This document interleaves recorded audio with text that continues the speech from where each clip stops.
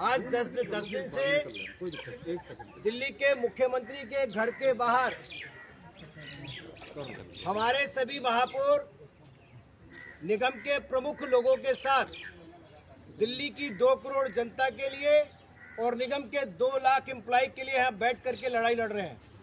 और दिल्ली के मुख्यमंत्री अपने घर से 4 कदम निकल करके बाहर दिल्ली के 3 प्रथम नागरिक उनके विषय में बात करने तक भी नहीं आ रहे हैं। संवेदनहीनता इतनी है कि उन्होंने और उनके किसी मंत्री ने कोई संवाद भी नहीं किया है। दिल्ली में दिल्ली वालों का पैसा देने की जगह निगम को भ्रष्टाचारी साबित करने की साजिश रच रहे हैं। इस विषय पर यह एक महत्वपूर्ण विषय है और इस विषय पर दिल्ली प्रदेश अध्यक्ष श्री आदेश गुप्ता जी और उनके साथ हमारे सांसद श्री गौतम गंभीर जी, श्रीमती मीनाक्षी लेखी जी, श्री हंसराज हंस जी यहाँ पर उपस्थित हैं, जो आपके सामने इस विषय को विस्तार से रख रहे हैं। मैं निवेदन करूंगा कि श्री आदेश गुप्ता जी इस विषय को रखें और उसके बाद हमारे सभी सांसद इस विषय पर प्रकाश डालें। श्री आदेश गुप्ता जी। आज की इस धरना स्थल पर जो प्रेस वार्ता हो रही है, यहाँ उपस्थित हमारे जो तीनों मेयर हैं, हमारी सांसद बहन मीनाक्षी लेखी जी, हमारे सांसद श्री गौतम गंभीर जी, सांसद श्री हंसराज हंस जी और ये सभी निगम पार्षद साथी और मेयर, आज दिल्ली की आम आदमी पार्टी सरकार के अंदर हताशा और निराशा है और बौखलाहट है और इसके कारण वो बहुत ही बेबुनियाद और निराधार आरोप दिल्ली नगर निगम, उत्तरी दिल्ली नगर निगम और दक्षिणी दिल्ली नगर निगम पर लगा रहे हैं। मैं आज आप लोगों के माध्यम से दिल्ली के मुख्यमंत्री को चुनौती देता हूं कि ऐसा कोई आरोप जो वो लगा रहे हैं, इसकी सीबीआई या किसी भी स्वतंत्र एजेंसी से जांच करा ले और जो उन्होंने झूठे आरोप लगाए अगर वो सिद्ध होते हैं तो मुख्यमंत्री केजरीवाल अपना इस्तीफा देने के लिए तैयार रहें। हम जानते हैं कि पिछले 10 दिनों से हमारे तीनों मेयर और निगम पार्षद दिल्ली नगर निगम के सफाई कर्मियों, डॉक्टरों, टीचर्स, पैरामेडिकल स्टाफ और हमारे जो हेल्थ वर्कर्स हैं, उनकी सैलरी को दिलाने के लिए और निगम को बकाया 13,000 करोड़ रुपया जो पिछले 6 सालों से नहीं दिया है, इसके लिए वो 10 दिन से सर्दी में खुले आसमान के नीचे है। और ये बात आज दिल्ली की जनता जान चुकी है कि दिल्ली के मुख्यमंत्री ने और इस तरह वो राजनीतिक देशपूर्ण भावना से जो काम कर रहे हैं, ये जनता में स्थापित हो गया है कि उन्होंने नगर निगम को दबाने का काम भी किया है और जल बोर्ड के अंदर बहुत बड़ा घोटाला भी किया है। और इन सब से वो ध्यान हटाने के लिए इस तरह के बेबुनियाद आरोप लगा रहे हैं। मैं आपको बताना चाहता हूं कि जिस आरोप की वो बात कर रहे हैं, उस आरोप के बारे में ये किसी भी तरह का आर्थिक रूप से लेन देन नहीं है।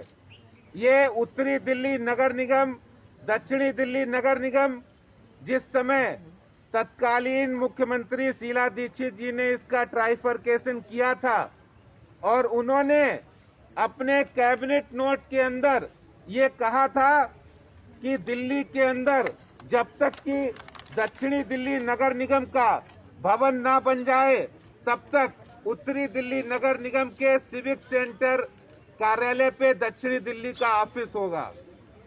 और जो दक्षिणी दिल्ली नगर निगम का भवन बनाने के लिए दिल्ली सरकार को पैसा और मदद देनी थी, वो काम दिल्ली सरकार ने नहीं किया।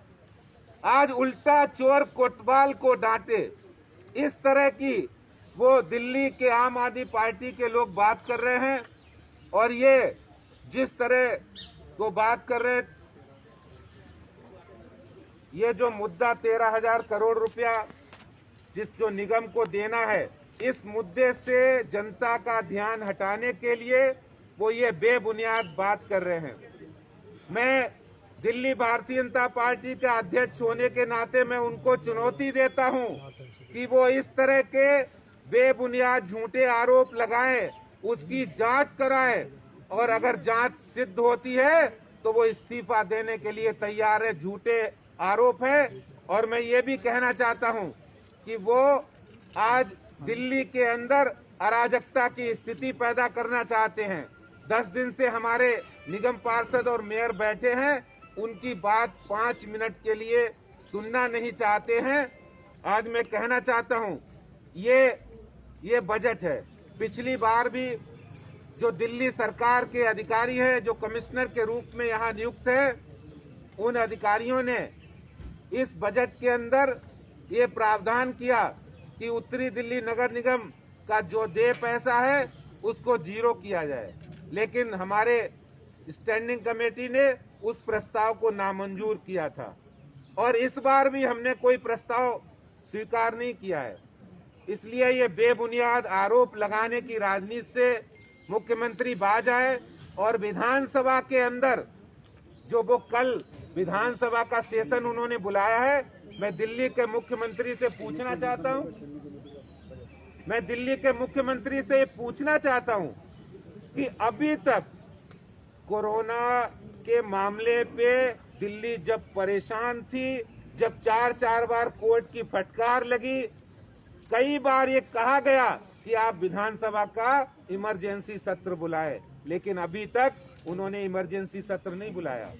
आज वो दिल्ली की जनता में एक्सपोज हो गए हैं और ये स्थापित हो गया है कि दिल्ली के मुख्यमंत्री जल बोर्ड के भ्रष्टाचार को दबाना चाहते हैं, दिल्ली के मुख्यमंत्री निगम को पैसा नहीं देना चाहते हैं, इसीलिए वो इस तरह की बेबुनियाद बातें कर रहे हैं। मैं आपसे कहना चाहता हूं कि आपके माध्यम से मुख्यमंत्री को ये कहना चाहता हूं कि दिल्ली की जनता आपकी झूठी राजनीति को, झूठे मंतव्यों को जान चुकी है और अब आपके झांसे में आने वाली नहीं है। बहुत बहुत धन्यवाद। मीनाक्षी लेखी जी इस विषय पर और विस्तार से अपनी बात रखें। मीनाक्षी लेखी जी, थोड़े माइक सारे नीचे कर थोड़ा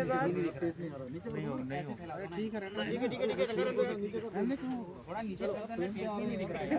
मैं थोड़ा ऊंचा चौकी लगा दूं अगर है तो। बिल्कुल फेस नहीं दिख रहा है। कोई स्टूल या कोई ट्रे या बैग कुछ गद्दा और लगा दीजिए, गिर जाएगी। आगे पीछे कर लो, करने पे इनको भी दिक्कत हो, फिर हमारे थोड़ा नीचे कर लो ना। आपका तो यार बाहर बन रहा है, बाहर करो। आनंदी का कर दिखा दी है इश्तिहारों ने कुछ चेहरों की असलियत, दिखा दी है कुछ चेहरों की असलियत, जो टोपी पहनकर टोपी पहनाने का काम करते हैं।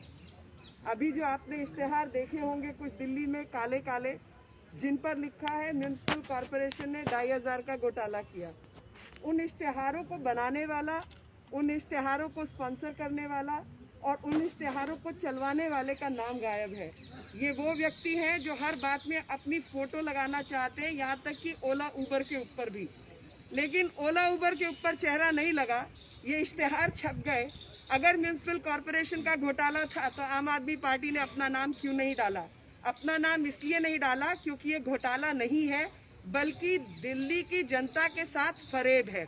और दिल्ली की जनता के साथ फरेब क्यों है? क्योंकि चेहरा डालते, नाम लिखते तो डेफेमेशन का केस बन जाता इनके ऊपर, झूठ बोलने के लिए, मक्कारी करने के लिए और झूठी झूठी अफवाहें फैलाने के लिए। उन सब से बचने के लिए इन्होंने अपना चेहरा नहीं डाला। ये वो आदमी है जो मास्क के ऊपर अपना चेहरा चिपका के घूमते हैं। और ऐसे में एक इतना बड़ा घोटाला अगर म्यूनिसिपल कॉरपोरेशन ने किया, आम आदमी पार्टी ने अपना नाम क्यों नहीं डाला? वो इसलिए नहीं डाला क्योंकि ये सब झूठ है। दिल्ली की जनता के साथ एक फरेबी मुख्यमंत्री लगातार फरेब करता आ रहा है। आपको समझना पड़ेगा कि 2012 में ट्राइफरकेशन हुआ, म्यूनिसिपल कॉरपोरेशन एक ही हुआ करती थी। एक म्यूनिसिपल कॉरपोरेशन को जब 3 में बांटा गया तो ईस्ट म्यूनिसिपल कॉरपोरेशन EDMC के पास अपना दफ्तर था, नॉर्थ MCD के पास श्यामा प्रसाद मुखर्जी जो भवन है, सिविक सेंटर जिसको कहा जाता है, वो था, और साउथ MCD के पास एक ज़मीन थी द्वारका में, लेकिन उसके ऊपर कोई कंस्ट्रक्शन, कोई अब दफ्तर नहीं बना था। तो उसमें तय किया गया कैबिनेट के एक नोट के जरिए कि इनको जब तक इनका दफ्तर नहीं बनता है, और कोई पैसा भी नहीं दिया अलग होने का, तो इनका जब दफ्तर बनेगा, जब तक दफ्तर नहीं बनेगा तब तक इनको एक ब्लॉक, पार्किंग, ये सब सुविधा नॉर्थ MCD का जो भवन है, श्यामा प्रसाद मुखर्जी भवन, वहाँ पर दिया जाएगा। उस कैबिनेट नोट की तारीख है 16 मार्च।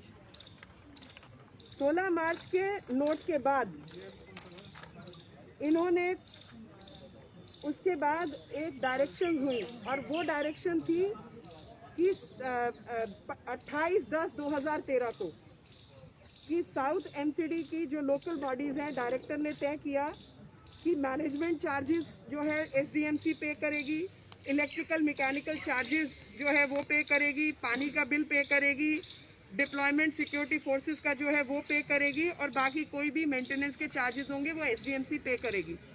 और अब तक के बजट में ये लगातार आया है कि ये पैसा इनको बकायदा SDMC पे करती रही है नॉर्थ MCD को।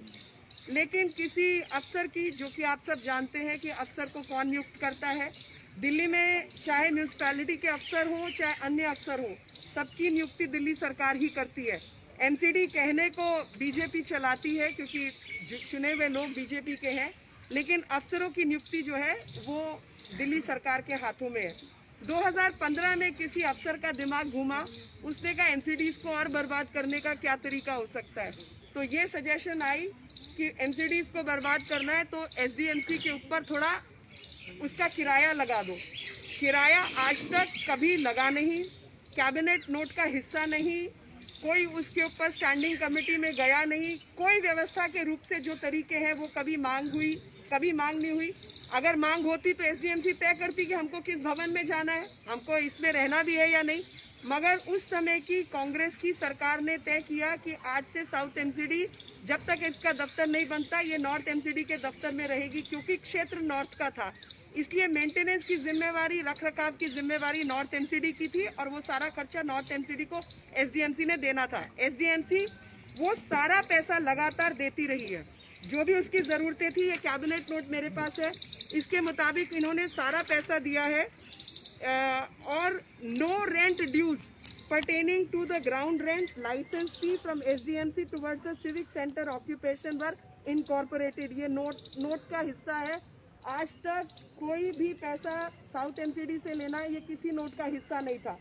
सडनली इन्होंने इसको एक्सपेक्टेड इनकम में डालना शुरू कर दिया, धोखे से इसको कहना शुरू कर दिया जैसे एक बैलेंस शीट होती है कि ये पैसा हमको आ सकता है, ये पैसा हमको आना चाहिए, और वो एक्सपेक्टेड इनकम को कभी अप्रूवल नहीं मिला आज तक, और अप्रूवल है भी नहीं, लेकिन इन्होंने ये हरकत की।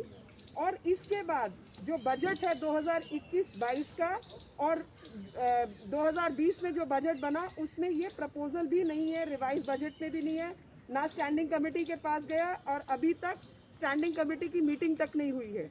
जो मैंने पहले बात कही थी कि धोखे और फरेब की राजनीति कुछ लोगों के अंदर भरी हुई है, और उसका सबसे बड़ा उदाहरण जो है वो आपके मुख्यमंत्री हैं। कदम कदम पर फरेब है, क्योंकि अब ऐसी दिल्ली की सरकार है तो वो फरेब ही दे रही है, कभी SDMC को, कभी नॉर्थ MCD को। असली मुद्दा 13,000 करोड़ रुपए का है। आप मुझे ये बताइए कि 13,000 करोड़ को लेकर आज तक कोई इश्तेहार दिल्ली में क्यों नहीं लगाया कि कितना बकाया है, कितना बकाया नहीं है। मुद्दा भटकाने के लिए 2500 करोड़ का घोटाला है ऐसा लगाया, वो भी बिना नाम बिना चेहरे के। आप सोचिए, जिस व्यक्ति को रोज अखबार में सुबह अपने शक्ल देखने की आदत हो, वो दिल्ली भर में पैसा खर्च करके इश्तेहार लगवाएगा बिना अपने चेहरे के, बिना पार्टी के नाम के। उसी से पता चलता है कि कितने बड़े धोखेबाज है, क्योंकि अभी तक कोर्ट केसेस के मामले जितने इन्होंने झूठ बोले इनको पता है डेफेमेशन का केस बनेगा और 250 करोड़ जो ये मांग रहे हैं ना 250 करोड़ इनकी जेब से जाएगा, क्योंकि उतना बड़ा डेफेमेशन का केस डलेगा इनके ऊपर। हर राह दुश्वार है। एनसीडी काम ना करे इसकी पूरी तैयारी करके बैठे हैं, क्योंकि खुद तो काम करना नहीं। 10-10 करोड़ रुपया सालाना हर एमएलए का बजट है, धेले भर का काम ये लोग करते नहीं है।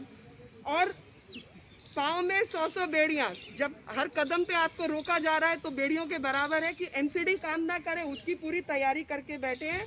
और जैसे कि चलना दुश्वार है, आप समझिए कि एनसीडी के जितने हमारे कॉरपोरेटर्स हैं वो कर क्या रहे हैं, वो जीत के आए हैं। यही उनका गुनाह है कि जनता ने उन्हें चुन के भेजा है। वो अपने इलाके में पॉपुलर है, लोग उन्हें चाहते हैं, प्यार करते हैं, इसलिए उनको चुन के भेजते हैं। ये उनकी गलती है कि उनको ये सब झेलना पड़ रहा है कि सुबह 6 बजे से पहले जो व्यक्ति सफाई करके जाता है उसको तनख्वाह नहीं दे सकते आप। कोरोना के समय काल ने सिखाया कि जो लोगों ने कोरोना वॉरियर्स बन के सुबह शाम सफाई, अस्पताल, नर्सिंग सब कुछ काम किया, उस समय पर जब लॉकडाउन के अंदर लोग घर से बाहर निकलने से डरते थे, उन लोगों को तनख्वाह ना मिले, पेंशन ना मिले, डिसेबिलिटी पेंशन ना मिले, विधवाओं को उनका पैसा ना मिले, एमपी जो पेंशन अप्रूव कर दे वो पेंशन ना लगे, किसी के लिए कुछ नहीं हो। ये दिल्ली बंद करने के लिए बैठे हैं। इश्तेहार देखिए आप, 24 घंटे इश्तेहार की दुनिया में जीने वाला व्यक्ति इतने बड़े इश्तेहार से अपना चेहरा गायब कर देता है। यही इस मामले की सच्चाई है, यही असलियत है। मामला है 13,000 करोड़ वापस करो, और 13,000 करोड़ वापस नहीं करके जिस तरीके का फरेब और झूठी राजनीति आप कर रहे हैं उससे दिल्ली की जनता भी वाकिफ है, और खास तौर पे भारतीय जनता पार्टी का हर कार्यकर्ता बहुत अच्छे से वाकिफ है। और पूरे दम के साथ, ताकत के साथ हम कह रहे हैं कि ये एक्सपेक्टेड इनकम कभी क्लब नहीं थी, कभी डिमांड नहीं हुई, कभी कुछ इस सिलसिले में बात नहीं हुई। और अगर साउथ एमसीडी के पास कुछ भी ताकत होती, साउथ एमसीडी तय करती कि आप इसका 100 रुपया लगाएंगे या 1000 रुपया हम दे पाएंगे या नहीं दे पाएंगे, हम किसी और बिल्डिंग में शिफ्ट होते। ये उस समय की दिल्ली सरकार कांग्रेस द्वारा जो चलने वाली थी, उसने ट्राइफरकेशन के समय इनको कहा था कि जब तक द्वारका की बिल्डिंग आपकी बनती है तब तक ये बिल्डिंग आपको दी, मेंटेनेंस के चार्जेस आपको देने होंगे, जो लगातार नॉर्थ एमसीडी को पे किए गए हैं। एक एक नोटिफिकेशन, एक एक कागज, एक एक चीज रिकॉर्ड पर है। ये फरेबी लोग जो टोपी पहना रहे हैं दिल्ली की जनता को, पहले फ्री पानी, फ्री बिजली दे चुके। और हमें तो पता है कि मैं कल कोड़ी कैंप में गई थी, कोड़ी कैंप के अंदर एक कमरे के मकान, कोड़ी से गरीब तो कोई नहीं है ना जी, उसके एक कमरे के मकान पर 1600 से 1800 रुपए का बिजली का बिल आता है। ये असलियत है। ये दिल्ली को धोखा देने वाले मुख्यमंत्री बैठे हैं। मनीष सिसोदिया कहते हैं मेरे से आके तुम बहस करो दिल्ली के स्कूलों की। मैं चैलेंज करती हूँ, यहाँ पर किसी मौके पर मनीष सिसोदिया आए और मैं बहस करती हूँ दिल्ली के स्कूलों की हालत उनके साथ। बहुत बहुत धन्यवाद। मैं निवेदन करूंगा, जिन्होंने हमारे सांसद, जिन्होंने पूर्वी दिल्ली में जो कूड़े का ढेर लैंडफिल था उसको 60% नीचे कर दिया अपने प्रयासों से, और जिन्होंने दिल्ली के अंदर जो दिल्ली सरकार को सुप्रीम कोर्ट से लगातार फटकार मिलती रही, एयर प्यूरिफाई, एयर जो एंटी स्मोक टावर लगाने की उन्होंने नहीं लगाए, उन्होंने खुद अपने प्रयासों से लगाए। ऐसे हमारे सांसद गौतम गंभीर जी से क्यों इस विषय पे अपनी बात रखे। गौतम गंभीर जी। देखिए, पहली बात तो है कि मैं कोई तैयारी करके नहीं आया, लेकिन जब अरविंद केजरीवाल जी का नाम सुनता हूँ तो एक ही चीज़ दिमाग में आती है, तुमसे पहले जो एक शख्स या तख्त नशी था उसे भी अपने खुदा होने पे इतना ही यकीन था। तो इसका मतलब आप सभी लोगों को समझ आ गया होगा। इतनी भी शर्म नहीं है इस व्यक्ति में कि पिछले 10 दिन से यहाँ पर महिलाएँ बैठी हैं इस ठंड में, जब 4 डिग्री की ठंड में एक बारी बाहर आके मिल लें, ये मुद्दे की बात कर लें। और पिछले 2 साल में मैं आपको अपने एक्सपीरियंस से बताता हूँ। वैसे तो आदेश जी ने, मीनाक्षी जी ने सारी बातें करी ली हैं, सारी चीज़ें बताई दी। जो व्यक्ति अपनी ही पार्टी की महिला की इज्जत दांव पे लगा सकता है, वो इस दिल्ली की महिलाओं की क्या इज्जत करेगा। जो मेरी कैंपेन में हुआ जब मैं पॉलिटिक्स ज्वाइन करी, उसके बाद बताता हूँ आपको। उसके बाद सबसे पहले हम ही ने ऑफ़र करी, ये जो बोलते हैं कि हम इनके साथ मिलकर काम करना नहीं चाहते, हमारी पार्टी के सांसदों ने ऑफ़र किया अपने एमपी लाट फंड से इनकी मदद करने के लिए। कोविड के टाइम हमने ही पीपीपी किट्स ऑर्डर करी, हमने ही कोशिश करी कि अपना एमपी लाट फंड सीएम रिलीफ फंड में डोनेट करें। और ये कहते हैं कि हम इनके साथ मिलकर काम नहीं करना चाहते। तीसरी चीज़ बताता हूँ, जब एमपी के साथ वीडियो कॉन्फ्रेंस कर रहे थे ना, तो जब हमने अपना कोविड सेंटर खोला था पूर्वी दिल्ली में, तो कहा था एक दिन अगले दिन आपको परमिशन मिल जाएगी। आज जो कोविड की हालत है दिल्ली में, उसके बावजूद कोविड सेंटर वापस कर दिया बिना खोले। सिर्फ एक परमिशन की ज़रूरत थी कि ये हॉस्पिटल्स के साथ टाई अप कर सकें, और वो भी इन्होंने नहीं करवाया। इस तरीके के मुख्यमंत्री हैं ये, ठीक है। विज्ञापनों पे इतना पैसा खर्च किया, क्या किया? इनका हेल्थ इंफ्रास्ट्रक्चर कोलैप्स हो गया, एक नया स्कूल नहीं, एक नया कॉलेज नहीं, एक नया हॉस्पिटल नहीं। और बात करते हैं कि इन्होंने दिल्ली को वर्ल्ड क्लास सिटी बना दी है। ये दिल्ली को लंदन, पेरिस, न्यूयॉर्क और पता नहीं क्या क्या बनाना चाहते थे। कि दिल्ली को दिल्ली तो बना नहीं सके, वो बात भी छोड़िए, इन्होंने सीएम पद को इतना नकारा है कि कम से कम बाहर आके, जैसे मैंने अभी आपको बोला, 10 दिन से महिलाएं यहाँ पर दिन रात को यहाँ सो रही है। जिन लोगों को घर पे ठंड लगती है, उसके बावजूद बाहर आके बात नहीं कर सकते। ये दिल्ली का मुख्यमंत्री है, ये अपने आप को दिल्ली का बेटा, अपने आप को दिल्ली का भाई और कहता है। ऐसे मुख्यमंत्री होने से अच्छा मुख्यमंत्री ना होना। वैसे तो बड़े पहले इन्होंने अन्ना हजारे को झूठ बोला, फिर दिल्ली के हज़ारों को झूठ बोला, फिर सारी पार्टियों को झूठ बोला, ठीक है। इस तरीके का मुख्यमंत्री है, तो इसलिए मेरे लिए इनके लिए कोई इज्जत नहीं है और ना कोई इज्जत रहेगी। इज्जत तब होती जब ये जो चीज़ बोलते उसको सच बोलते या करके दिखाते।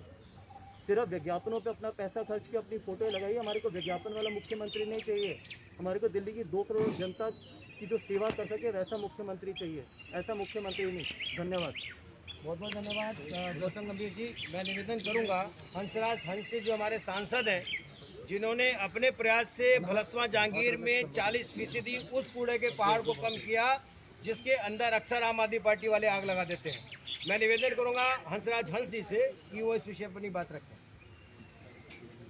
सारी बातें माननीय अध्यक्ष जी ने, बहन मीनाक्षी लेखी जी ने और हमारे भाई गौतम गंभीर जी ने तो स्टार्ट में ही छक्का लगा दिया। शेर अच्छा बोला। मैंने बस इतनी बात करनी है कि रास्ते में जब मैं आया, बोला कि इनके घर के सामने आना, पहली बार मैं गाहे बगाहे आता रहता हूँ। 10 दिन से हमारी बहनें और सब मेयर साहिबान और सारे पार्षद साहिबान बैठे हैं। थोड़ी सी ग्रेस दिखानी चाहिए इनको। बाहर आके कोई बंदा चाय का कप पूछ ले, एक कंबल होता था खुद धरने लगाते थे, वही दे देता, और नहीं कुछ तो था। कंबल, ये धरनों का तो स्पेशलिस्ट बंदा है, तो बड़ा ठगे ठगे महसूस करते हैं। यानी अपना अभियान शुरू, चोन अभियान वाल्मीकि मंदिर से स्टार्ट करते हैं, चोन निशान झाड़ू रखते हैं गरीबों का। आज रो रहे हैं वो लोग, बुरी हालत है। नॉर्थ वेस्ट एरिया है मेरा, वहाँ जाके आप देखें क्या हालत है सड़कों की, गलियों की, कूचों की। जैसे इन्होंने बोला कि पहले अन्ना हजारे साहब जो गुरु हैं, उन पे कोई उंगली नहीं उठा सकता। उन्होंने इनके बारे में बड़ी हैरत अंगेज बातें की है, वो आपने रिकॉर्ड भी की है, टीवी पे चली भी है। मैंने क्या कहना है, मैं जब सोचता हूँ कि अन्ना जी क्या सोचते होंगे, तो फिर मुझे ये ख्याल आता है कि उसके नज़दीक गमे तरके वफा कुछ भी नहीं, मुतमईन ऐसे हैं वो जैसे हुआ कुछ भी नहीं।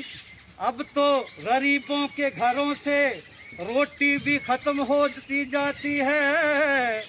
एमसीडी वाले रो रहे हैं, इनके ख्याल में ये है कि हुआ कुछ भी नहीं।